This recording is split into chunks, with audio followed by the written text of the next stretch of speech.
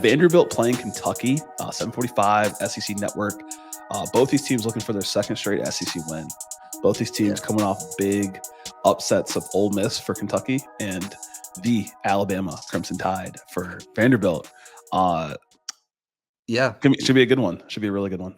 Yeah, Kentucky coming in as 14-point favorites, which to me seems a little bit excessive. Low point total on the game, 46.5. You mentioned both teams coming in off of a big win, Kentucky having the bye week to break it up. Which team do you think is coming into this game with the most momentum, and how do you feel they're going to bring that momentum to it? Yeah, I would say naturally, I think that Vanderbilt's coming in with the most momentum. You beat the number one team in the country last week. I think Vanderbilt has collectively looked more impressive throughout this season. If for people that have watched them, you beat VT week one.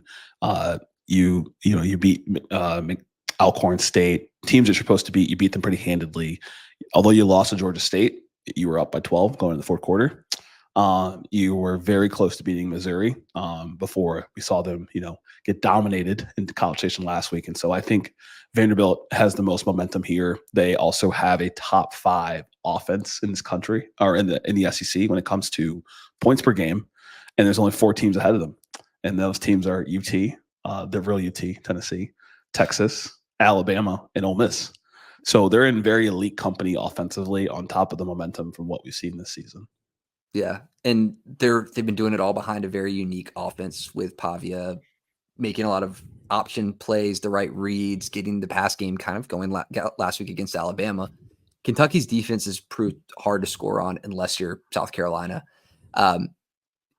Is Vanderbilt, what's the key for Vanderbilt to be able to move the ball against this Kentucky defense? Is it business as usual, keep it up, or are they going to have to bring something different?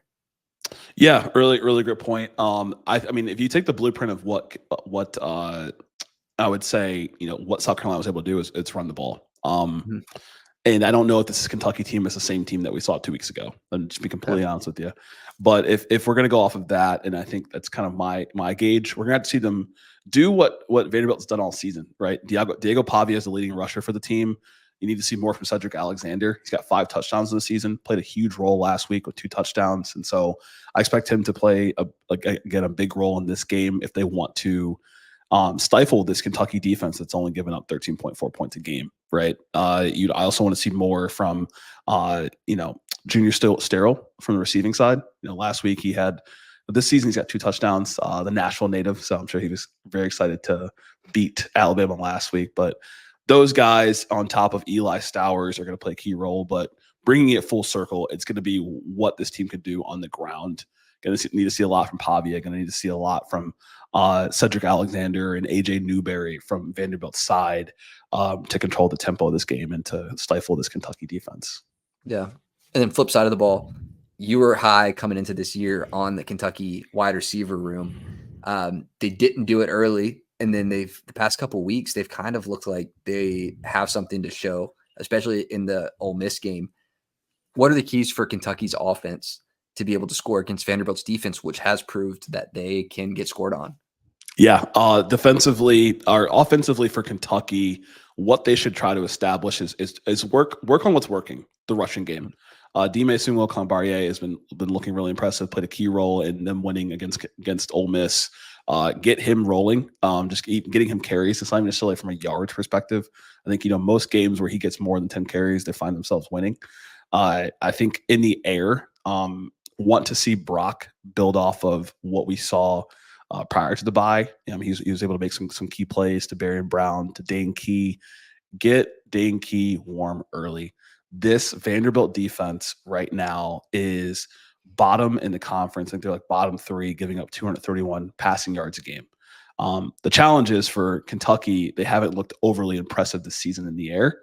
But this defense, led by Langston Patterson from a linebacker perspective, has shown that they can give up big plays. You saw it against Bama with Ryan Williams, big 50-plus yarder in that game. You saw it on the ground as well with Milroe and with J.M. Miller. And so it's a defense that can make stops when they need to.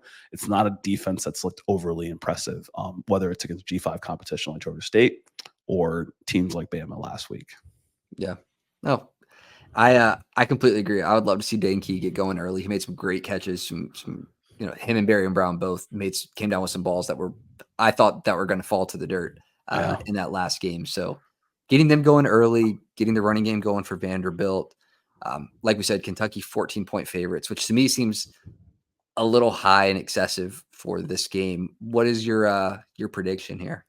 Yeah, I mean, right now we're recording this on Tuesday, and we'll probably get this out here on Wednesday, and so that line I think could go down. I think just a final key point is really the Kentucky defense. I think we'd be remiss if we didn't talk about it before I give you my prediction, but this is a game of polar opposites. This defense, no different how Vanderbilt's top 5 scoring wise. This defense is number 11 in the nation for points allowed.